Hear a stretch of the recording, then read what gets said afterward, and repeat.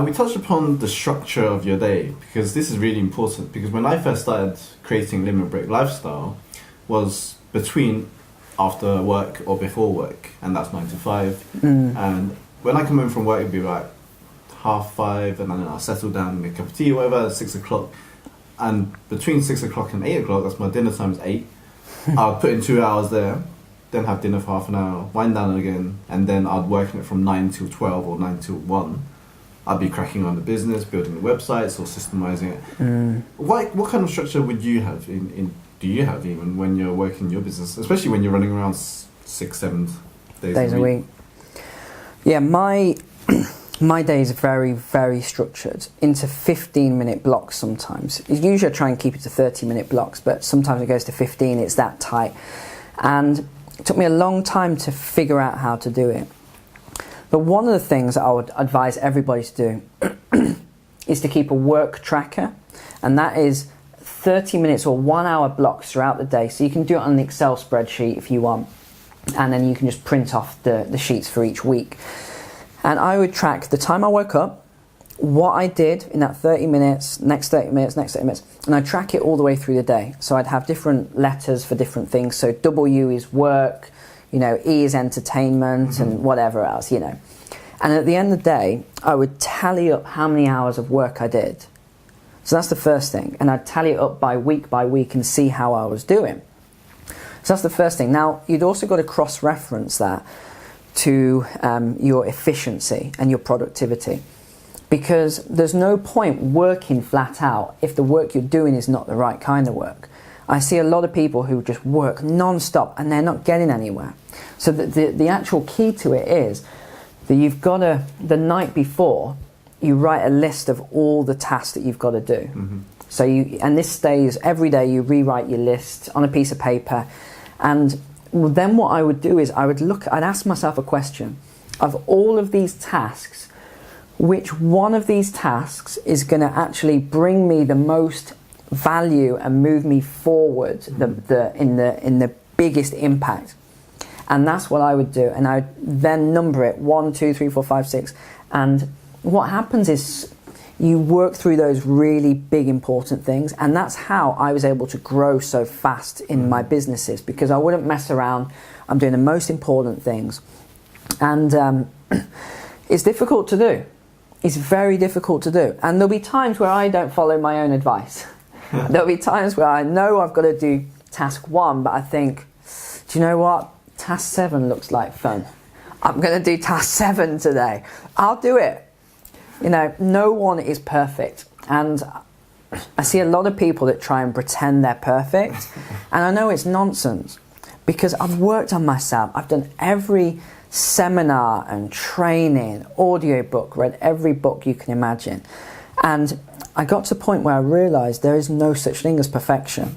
You can never be perfect. It doesn't exist, and that's the realization I came to. So whenever I see people saying, oh, I work flat out and I've got this excellent system and I follow it to the latter, I just think, nonsense. I won't swear. I thought, nonsense. And that's when my level of respect and trust for that person goes from there to there, because I prefer people who are authentic. Authenticity is the most important thing to me. I would rather hire someone to help me that would say, that's honest and say, sometimes I'm lazy. A couple of hours a week, Neil, I'm going to be lazy. I'd be like, great, thank you for being honest with me. You've got the job. I would rather that than someone that says, I am perfect. I've got this degree. I work flat out all hours. Oh no, I never look at Facebook at work or message my friend. No, sir, never. I don't trust people like that. I want people who are honest and authentic. Because that's just human being and what we have nowadays, right? And I can relate to when you're talking about work, looking at one task as priority, and then because I just multitask like mad. Like there was one a few days ago when I was just working on our website. Yeah. And I was working at the ticketing system. That was priority.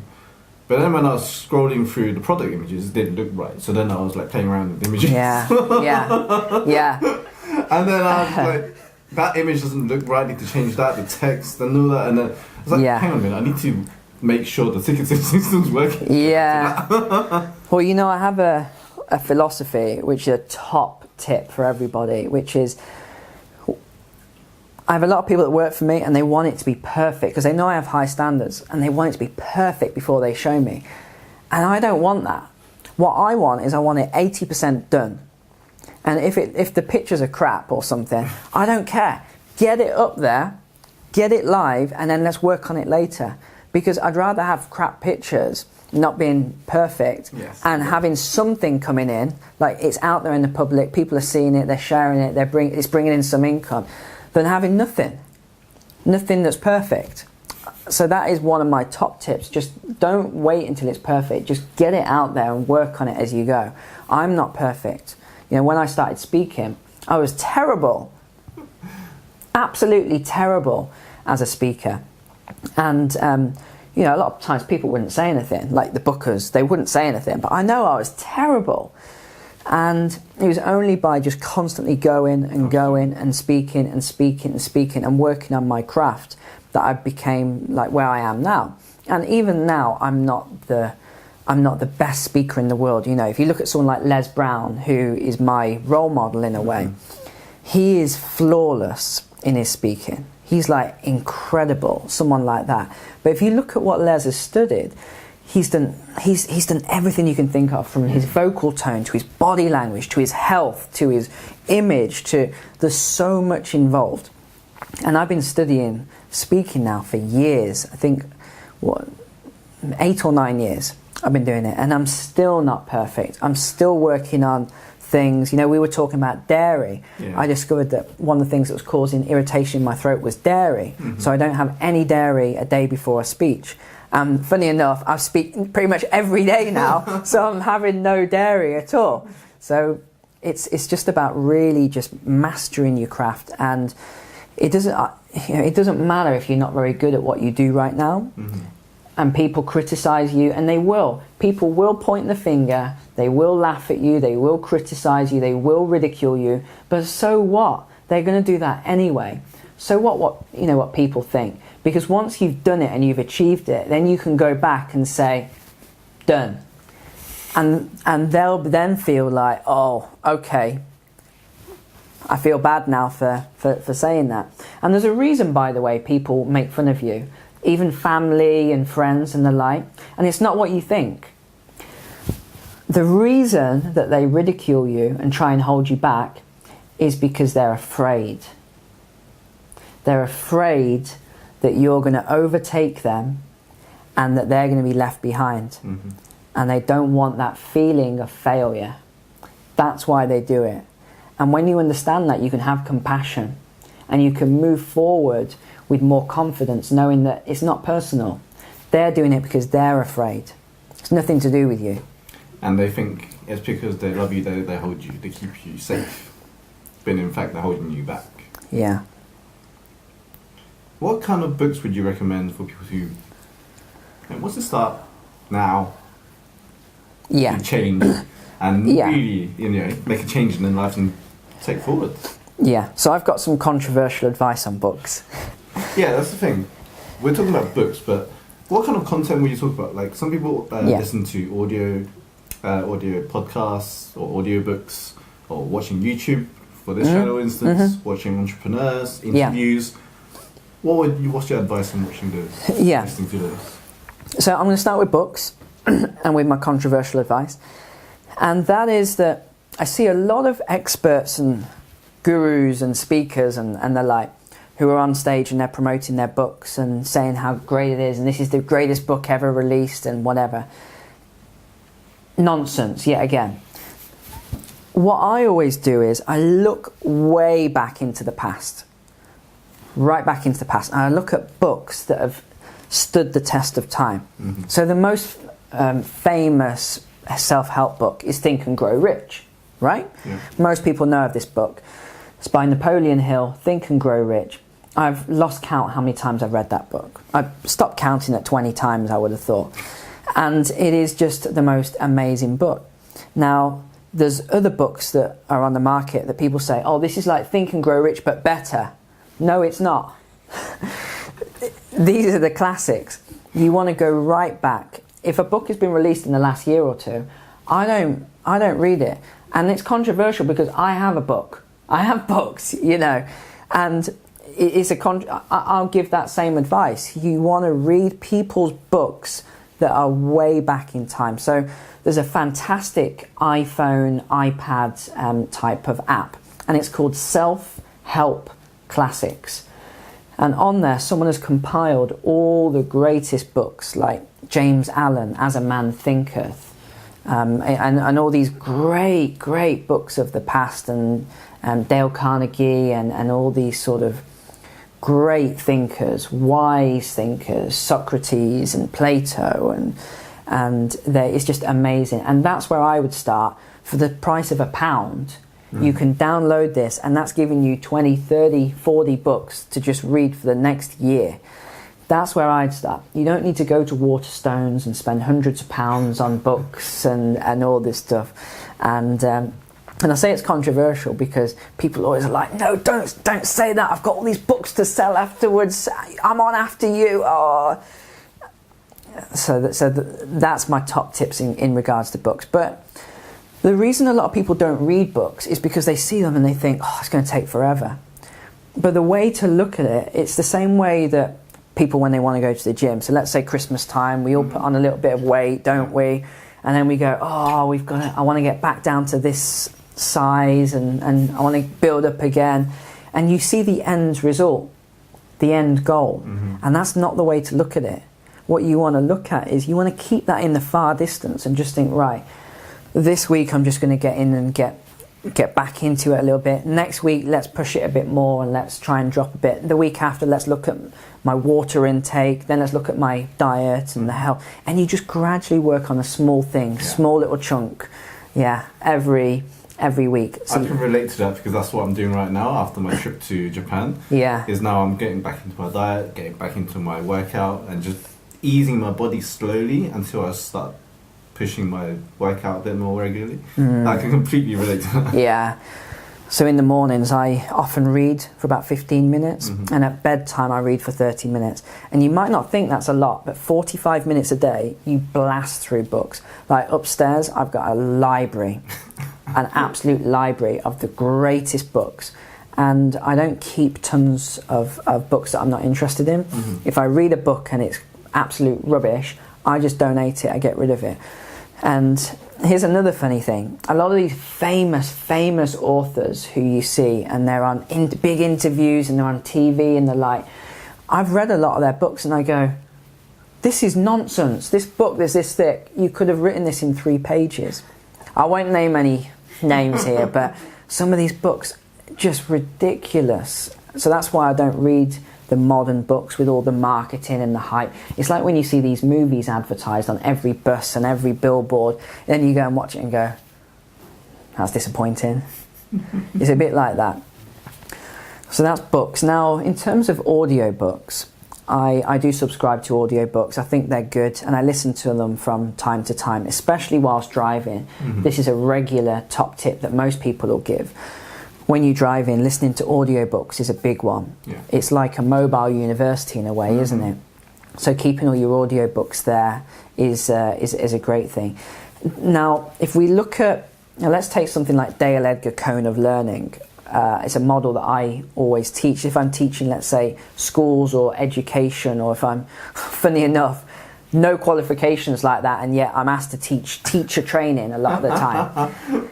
And I always teach from Dale Edgar's Cone of Learning. And what that states, and it's a 1969 model, very old model, and actually even that's based on Socrates' model, who said, I see and I forget, I hear and I remember, and I do and I understand.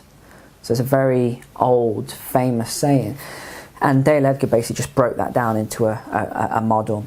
And it's 10% of what we read, we will forget. So we will remember after 2 weeks. So 90% we forget. When you hit onto the auditory, it's only about 20% you'll remember. and then it's 30, and then hear and read is 30%, and then you sort of get down to, still within passive learning, that 50% echelon, which is what we see and what we read and what we talk about and the like. Now that's all passive learning. I don't do any passive learning in that regard when I'm teaching. What I do when I'm doing seminars or mentoring and like, I'm getting people to actually do it. So it's either do an exercise, which is you're getting into sort of the 70% range now, or I'll get them to do the real thing, and then that's when you hit 90% learning retention. Absolutely. That's why, why do you think the police, the fire service, the army, the ambulance service, why do they do these exercises? Why do they go out and they with the hose and they put out fires? Why not just teach it in a classroom? Because that's not how the brain works. It's I heard a story once about this man, and he was an expert in swimming. He was the top expert in swimming. He'd written every book, he'd read every book on swimming, and then one day he went to the swimming pool and they said, "Oh, can you demonstrate?" And he said, "I can't swim."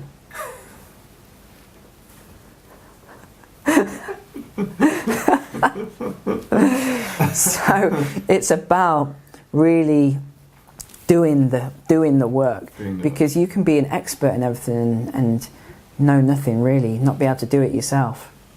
So it's important to walk your talk. Yeah, you've got to. Now, when we talk about people wanting to transition now, and there's many different fields out there. There's property, there's investments, there's stock. If they want to try it out on a business that they want to go, what's your best tip to go forward and move on to something? If they know there's something that they like. My top tip would be not to necessarily start a business straight away and invest a lot of money. One of the biggest mistakes I see day in, day out is people either borrowing a large chunk of money, like 30, 40, 50,000 pounds or something, and they put it into a business. That's the worst thing you can possibly do. I never really started a business. Well, in the early days I started with, let's say, 5 or 10,000, and if it didn't go well, I'd be pretty devastated, because that was a lot of money back then. But if I'm starting a business now, I don't have any qualms with throwing 50,000 or more, maybe even 100,000 at it. And if it doesn't go well, then it doesn't go well. You don't know. It doesn't matter what level you get to. You just never know how a business is going to go, because there's so many variables. It's not like standing here and walking to the other side of the room. You know exactly what's going to happen. There's no variables. There's no wind. There's no water. There's no nothing there. But with a business, you're up against competition, and competitors come in and they'll try and take your client base. There's a government which changed the goalposts. There's regulations that come in. So it's tricky. So I would recommend that people don't invest more than £5,000 into starting something. Now, in terms of what business to start, that's the golden question. If I knew that, I'd be a multi-trillionaire. There is no golden answer. But I would say that in the age we're in right now, people are hungry for change. Look at, in America, the whole Obama movement. We need change. That's what it was all about. And then you look at Donald Trump now, who's been elected, and the like. It was all around draining the swamp. Let's bring change, and his whole message. And that's what everybody's looking for at the moment. Everyone's in this transition period of change. Now, with that in mind, I would go more towards the sort of training angle, because I know that my bookings have gone up like crazy. I can't do most of the requests that come in for speaking engagements, even if they're in the UK, let alone overseas. I can't do them all. And I've noticed a massive change now, not just at the personal level, but even at the business and company level, where people want speakers, they want experts to come in and talk about things. And you don't even need to be an expert in anything amazing. You could be an expert in something very small. You could make it up. I know people who make stuff up, like their expertise is in X, Y, Z. And I'm like, what's that? And they explain it to me, and I go, did you make that up? Well, yes. So I would become an expert in what you're already good at. So the thing is, you already know what you're good at. You know. So even people say, no, all I've done my whole life is I've been an accountant. I'm not good at anything. No, you're good as being an accountant. That's what you're good at. Go into teaching something to do with accounting, or teach people like me years ago that didn't know about finance and accounting. Teach people like me who had the money. There was plenty of money there to pay someone like an accountant or something that could advise. But you don't necessarily have to set up as an accountancy firm. You could become an advisor, or you could become a trainer. One of the biggest growth sectors at the moment is personal training, like physical, like you're talking about at the gym. And it's a huge growing market. And it doesn't cost a lot of money to set yourself up in these things. Like me, my expertise, shall we say, is as a sales trainer. That's how most people know me, or my speeches. But the thing is, even when I go to give my speeches on sales training, they go, I know you're going to talk about sales, but can you make it like more of a motivational message? And I go, okay, do you want me to talk about sales or motivation? They go, just do motivation. Right?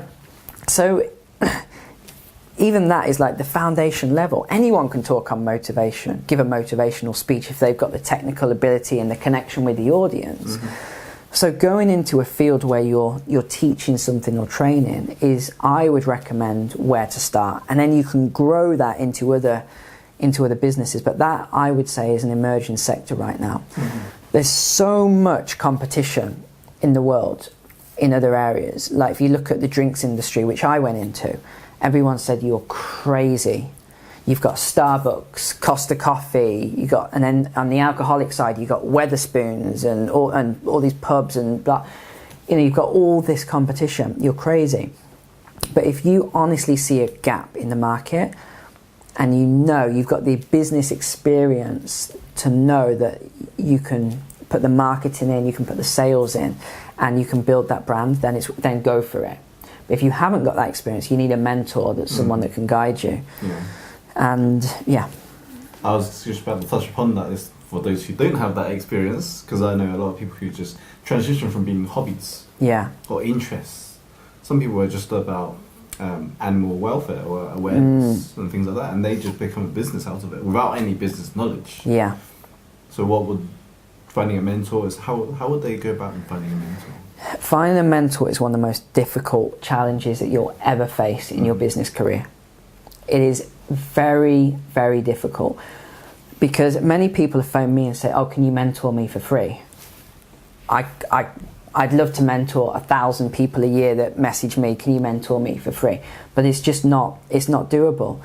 And the challenge is, and this is the biggest challenge, most people who are mentors and they make a living just from mentoring, you've got to ask the question, what is their qualification in a way to be a business mentor?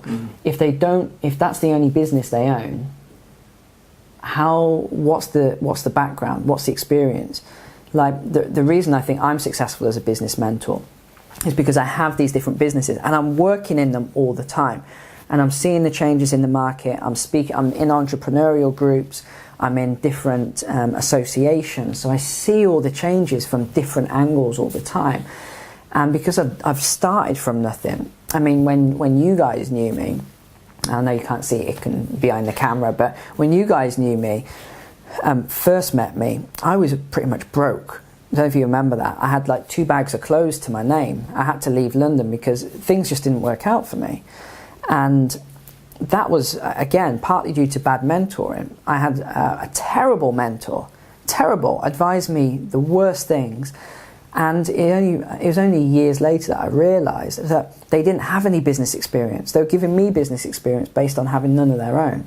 So you've got to choose someone who has that experience and be willing to pay their fees. That's one of the other things. People say, I can't, I'm not going to pay that. I want to just pay £50 an hour or something. Well, £50 an hour, you can't get a business mentor for that sort of money.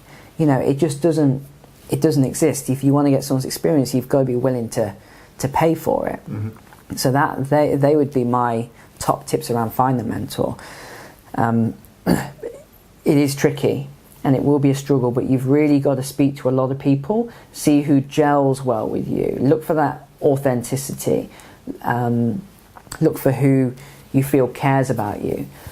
You know, one thing that I changed in my program, because a lot of my mentoring clients requested it, was that rather than them seeing me every month, because it's one-on-one, a couple of hours every month, rather than doing that, what they said was, can we have some sort of a thing in the between, like a phone call or whatever?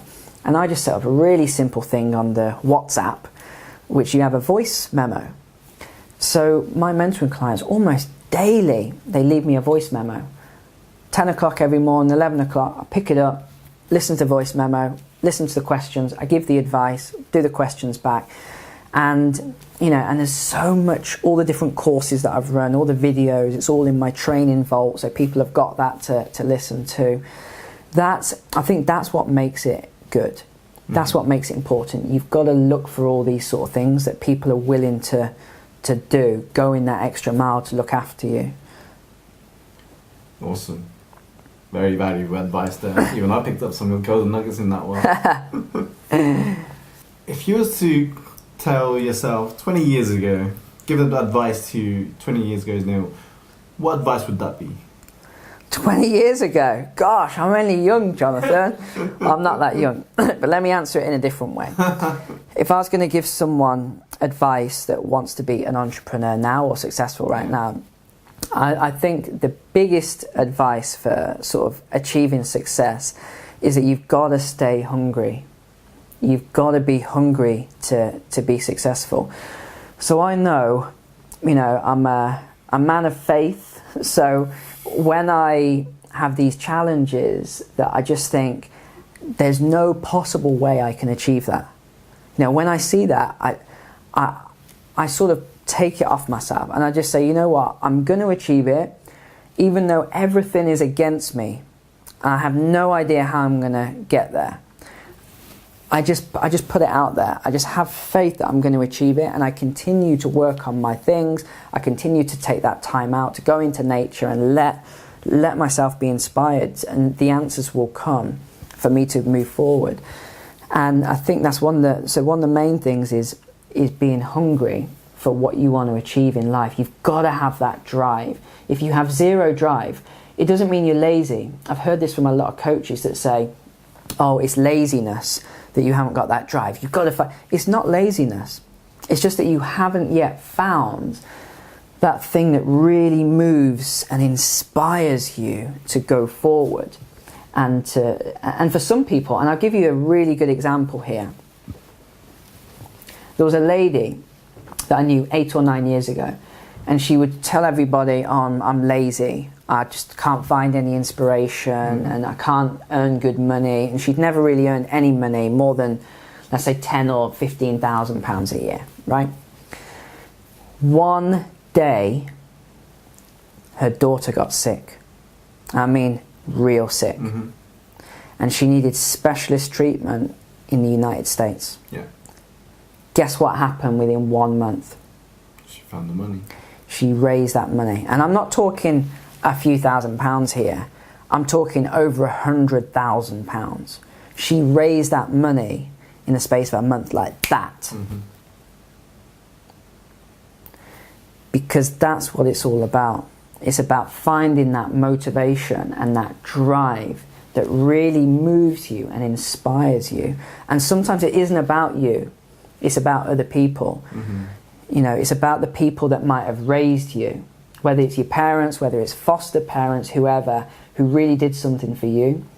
And you know, it's a funny culture in the Western world, because if you go anywhere else, you go to Asia, or you go to the Middle East, or you go to China, you know, all these other countries. I was really surprised when I went to both India and Southeast Asia. Mm-hmm. And it's 3 or 4 generations in one house. Yeah. And when the grandparents get to the age where they can't work anymore, the children look after. Mm-hmm. And I think that's a beautiful arrangement. We don't have that here. And you see, let's say, different cultures that live in this country, and a lot of people are jealous. You know, they're jealous of them. They say, oh, how are they driving that car? How have they got this huge house? Oh, what are they doing? And they make fun of them and they're jealous of them. But actually, that they're very successful people because they know how to pass on that wisdom to each generation, because they've got it all in the household. They know you've got to go to university, do this qualification, do this degree, come into the family business. And that's real wisdom right there. Awesome. Thank you for your time, Neil. It's been a massive honour, and I'm really grateful to have this opportunity to interview you. Now, if people want to connect with you, where would they go? Because you have so many multiple businesses. Yeah. You do different things, do mentoring as well, or speaking gigs. What's the best way to connect with you? I think over time, everyone will eventually see me speak somewhere, and that's where we'll really get that heart-to-heart connection. When you hear me give a motivational, inspirational speech, you'll connect through that straight away. But in terms of right now, you can read my book. I have a sales training book on Amazon. You can connect with me on my website, which is neilmccoyward.com. And you can connect me on Facebook and LinkedIn. If you just Google my name, you'll find me. And feel free to send me an email, whether it is about mentoring, whether you're interested in business mentoring, whether you want me to speak at your event or conference or even school. I think really, putting all the other business to the side, I think for your viewers, that will be the main things that you'll be interested in, I think. We'll also make sure to put all his links down below in the description as well, so you can see all those. Now, remember to subscribe to the Limerick Lifestyle and the notifications on YouTube to make sure you get up-to-date interviews with entrepreneurs like Neil himself and other great mentors that we're going to be seeking throughout this channel. So thank you guys, and see you guys next time. Thank you. All right, thanks, Jonathan.